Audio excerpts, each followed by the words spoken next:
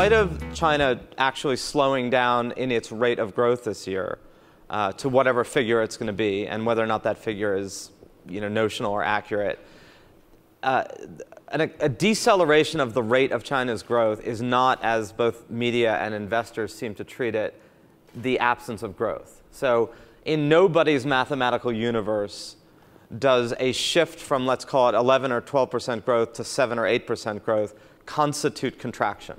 China growing at 7%, if it even is that low this year, will add more to global output than China growing 11 or 12% did 5 years ago, because the sheer size of the economy has grown larger, which means its pull on everything from resources like iron ore to coal to its consumer market, which is chronically underemphasized as an emergent phenomenon. The relationship between the United States and China has never been, at least in my view, asymmetric the way trade figures make it look.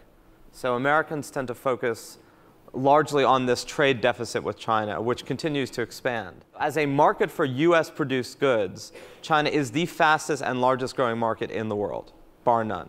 They need a very robust rate of growth, but there is going to be, as Zachary's pointed out, a robust rate of growth, even if it's a little bit slower than the past. But the big difference is the quality of growth.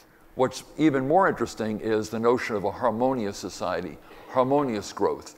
And that is, it's not just the aggregate amount of growth, because we know there's a lot of growth in the two big Pearl River, Yangtze River delta areas and certain parts of eastern China. They're now emphasizing growth in the middle part of China, western China. They're emphasizing a social security system, which lower income people will have opportunity to access, to take advantage of. The growth in China is not just in Beijing and Shanghai. The regions, the provinces have enormous influence. A lot of the growth is taking place. They have cities springing up, 2, 3, 4, 5, 10 million people all over China.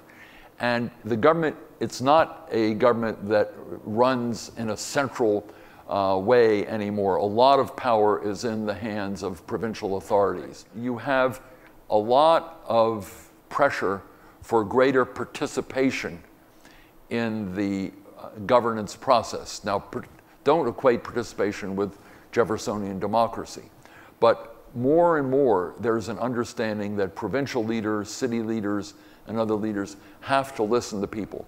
There are numerous protests over environmental issues, over corruption, over poor governance, and they're trying to do these little experiments in different parts of China. They call them experiments on greater participation in the system and how you emphasize what one might call democracy with Chinese characteristics. One of the grand experiments that China did 25 years ago was Shenzhen.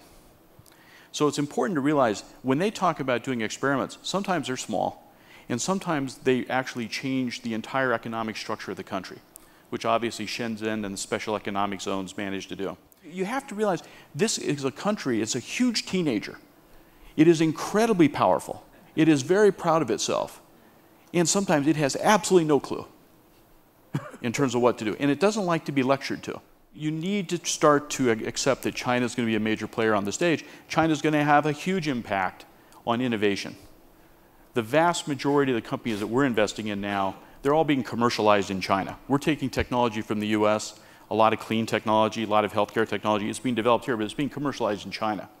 And it'll wind up being the China product that'll go around the world. We want them to be less export dependent, more dependent on domestic demand. They want to do the same thing. We want them to have better environmental policies because they are big polluters.